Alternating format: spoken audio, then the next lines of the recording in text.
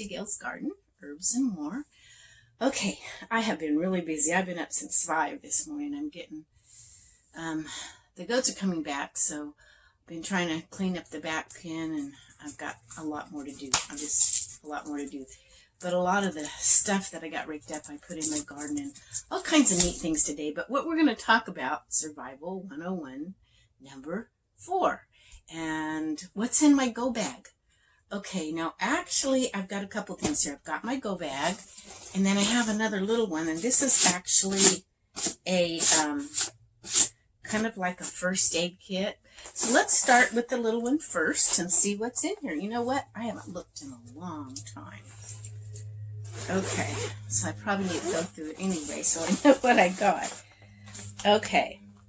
Let's see here. Just kind of pull this out. Okay, there's tissues.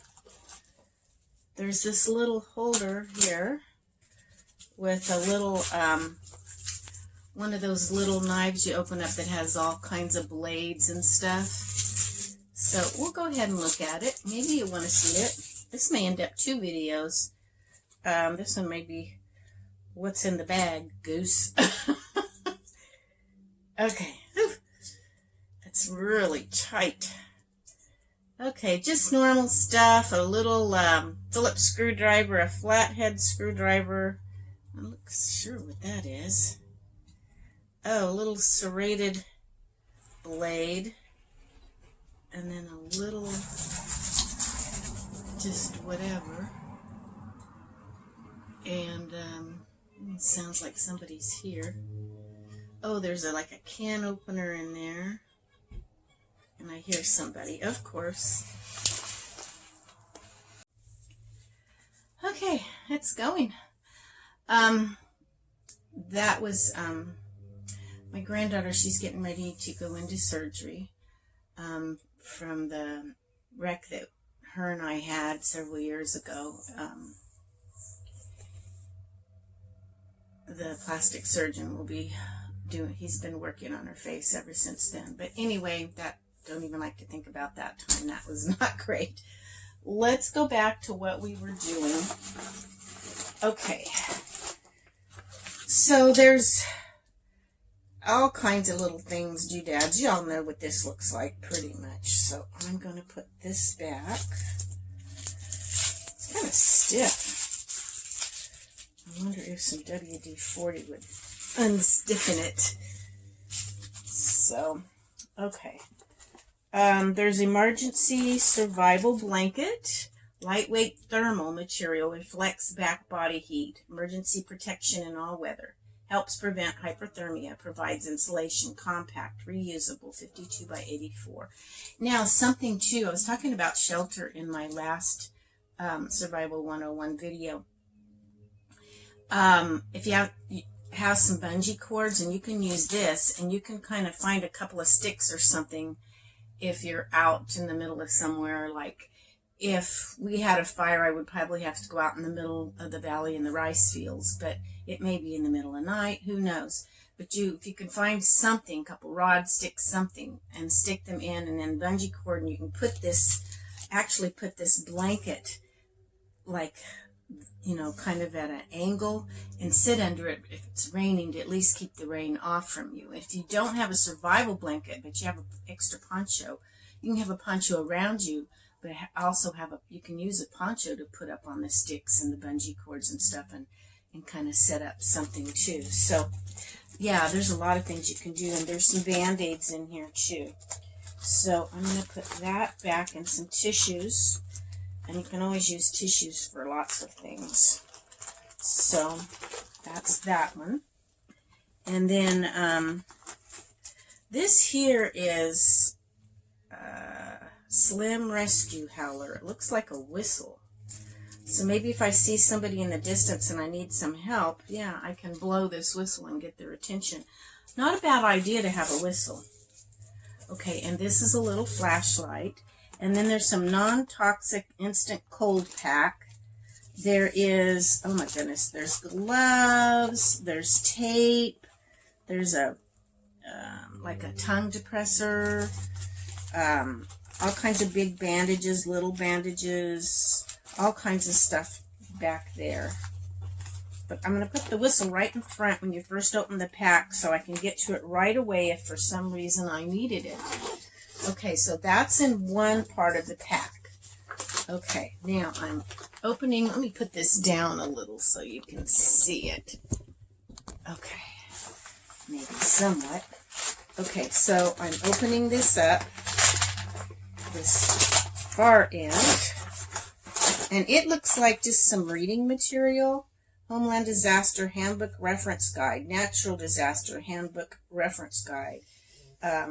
It talks about earthquakes and hurricanes and fires, how different tips and things. And there's a place in the front, it's got a table of contents, and you open that up and there's emergency numbers, which I haven't filled out and I really need to. So that's something I need to do. This is reminding me of a lot of things that I should do.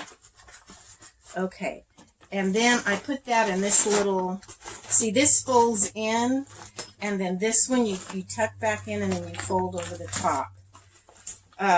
You might ask where I got this, but actually I got it from, let me move this back a little, maybe that way I can talk to you.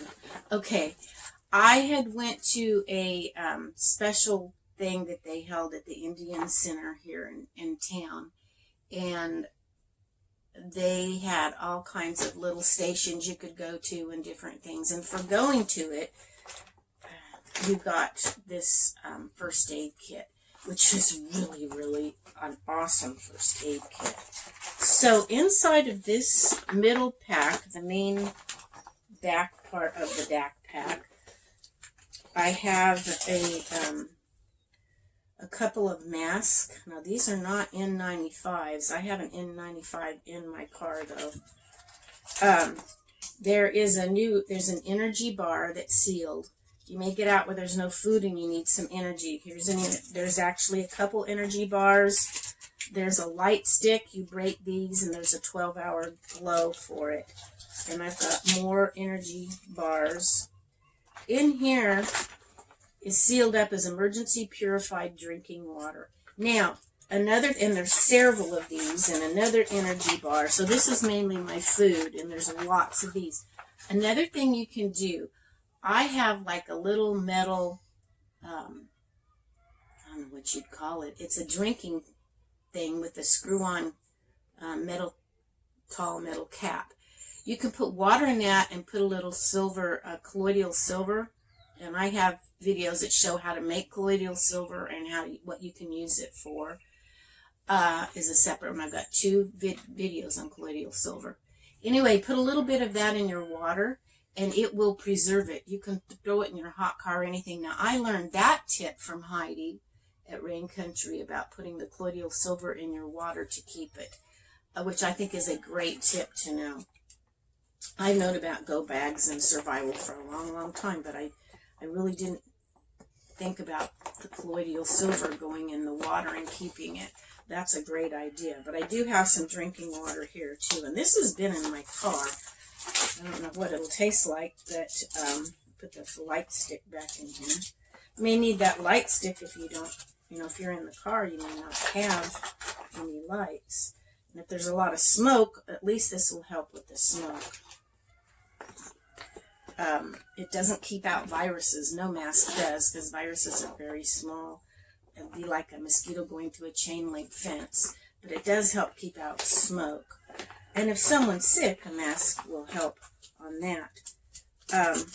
There's more little things here on the inside of this pack, little Velcro strips. And I could put a bottle of water, probably a small bottle or whatever I wanted, and Velcro that onto there. This is a wonderful little kit. Okay, so I'm going to fold this back over. Now, this has my reading material, and I may get some more to put in there as well. And then I just tuck this little pack back into that end. I slip it on here, and I'm good to go. So, that is kind of a little emergency backpack, not backpack, but carry pack thing I have. And I want to say thank you to Feather River Tribal Health, because that's where I got this, and I'm really, only so many people got it, but I'm really thankful that I got this. So let me check and see how many minutes, if I want to continue. I don't like keeping too long of videos, but I might do this as a separate video, and then we'll do my go bag. Let's see what I put in there. I put all this stuff in here. That other one was kind of pre-packed, but there's room to put other stuff in it too. So let's see what we've got.